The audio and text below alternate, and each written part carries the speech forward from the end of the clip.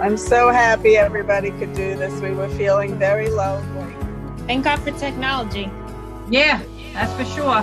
Thank you all from the bottom of my heart for coming here and doing this with us.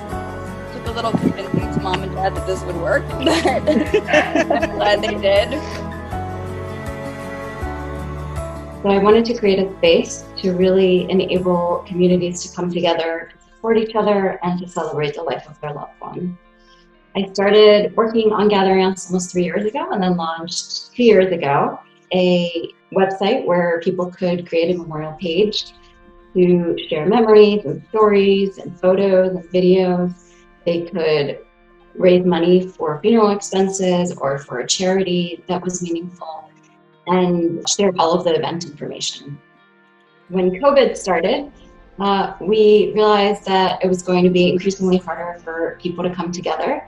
So we created virtual funerals and virtual memorials and started building a team to really help people through that entire process, where we hold their hand literally through the entire planning process of how to create a meaningful event, program, all of the technology. We have a text hotline for the speakers and the guests.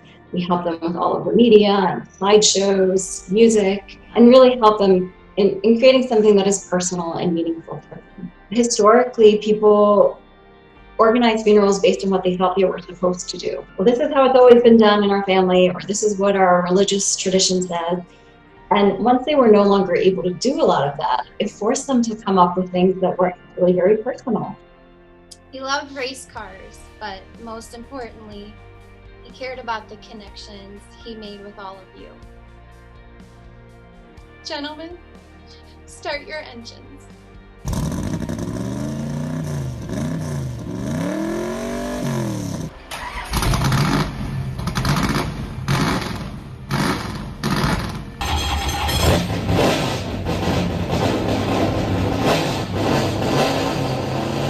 Where we're gonna all hold hands virtually. And to do that, you're gonna put your hands on the side of your frame like this, and you'll be touching the hands of the person next to you. And so we see amazing events now where people might ask everyone to bring ice cream because the person was a big ice cream fan, and they'll do an ice cream social as part of the event. Or they'll do a virtual candle lighting, and you see the candles flickering and all the screens, and it's really beautiful. We've done fireworks displays. One person loved fireworks, and so we did 5 minutes of fireworks to end the event. And you can always turn off your camera.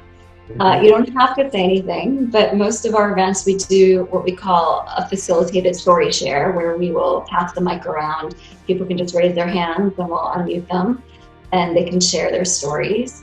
And they can also write in the chat. So if they don't want to talk, they can write in the chat and share a memory or story there. We often see some really nice things there as well. Our tagline is celebrating lives together. And ultimately, that is all we can do, right?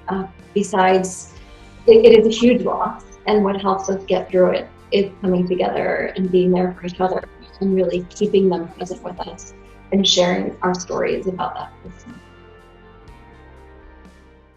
Death is no stranger to Noah Weibsnyder. Over the years, she and her husband have organized funerals for members of his large Irish family. So I wanted to create a space where everyone could come together and communities could celebrate their loved ones and be there to support each other. I wish I could hug you. Hugging may not be an option right now, but there's no restriction on finding comfort in family. Jill Fredman was very close with her grandmother Blanche, who died in April after contracting coronavirus. She was 89 years old. We would speak every night at 11:30 after the news was over. She's my rock. Losing her was hard enough. Not being able to say goodbye made it even harder. With obviously everything going on, we were not able to have a regular funeral, and my brother and I were not able to come out. It took some work. But Jill says she was able to convince her parents to hold a virtual service through an organization called GatheringUS. And use Zoom. Burbank resident Lauren Zaslansky-Connor co-founded the company with Noah Weibsnyder. It was really lovely. They launched roughly a year ago as an online memorial where people could post messages and photos. But as COVID-19 prevented in-person gatherings, they began to host virtual events. That's really testament to his character. We're all realizing how important being in person is right now. But service like GatheringUS allows for more people to participate and be connected. Lauren says the gatherings are personalized and carefully organized so the participants can focus on each other and not the technology. Definitely COVID was what enabled us to launch this service. But something that we thought was important before, I had organized a funeral for a friend of mine about 5 years ago where 800 people showed up, but 2,000 people watched it on live stream, which told me that there were a lot of people that couldn't be there in person and that would have wanted to. And so even once COVID has passed and we're all able to leave our homes, it'll still be important to be able to bring people across geographical boundaries. The part that is most meaningful to me is all of the people that were able to be there that had other parents not.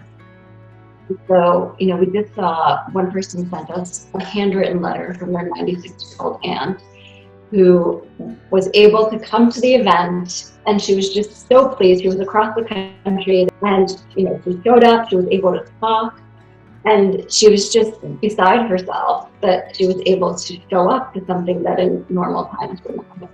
And so we see it really more like a hybrid model where it's moving to, where some people will be there in person and some people will be there virtually. We're already doing some of those right now. Sometimes there might be 10 or 20 people together in a home or a funeral home or a church, and they want to bring in everyone else. So they might have hundreds or 1,000 people come together from other locations, and we help them with all the audio-visual system. And there's a lot of back and forth around, making sure the audio is set up right, the video that you can hear, that you can see, there's no feedback. And we do all of that currently virtually. And really so much of what we do are things that people needed before COVID, right? It's essentially like a wedding planner, but for funerals, right? All of the things around how am I doing this? Getting everybody on the same page. The people who are far away, especially also a lot of international, we see so many events where you definitely, 100 people would not have flown across the Atlantic to show up to an event, but they can be together virtually. And that is incredibly meaningful. It's a privilege and honor for me to be here this afternoon to help celebrate the life of Daniel Edward Kelleher. Dude to his grandkids, my dad had a paper route at age 12. Dude and I both shared a love for music. I could always count on Dude for a physics lesson, a laugh, a hug. I'll miss him dearly, but man, am I glad that I knew him. So here we are to honor Daniel and his life together in this virtual and very real place of gathering.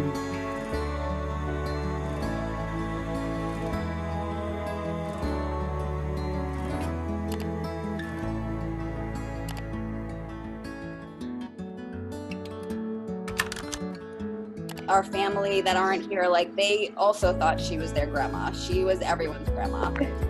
And I only hope that I can live up to her. Thank you all for being here. I love you so much. I didn't expect anybody other than Debbie and me to be here. We thought we were going to be all alone, and we got everybody. Oh, it means so much to us.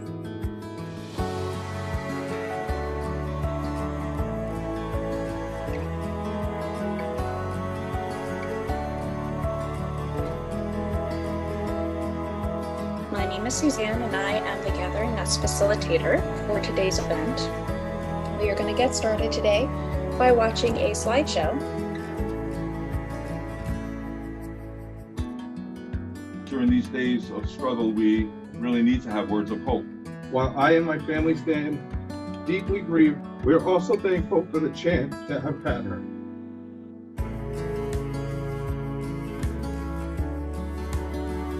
I'm so happy everybody could do this. We were feeling very lonely.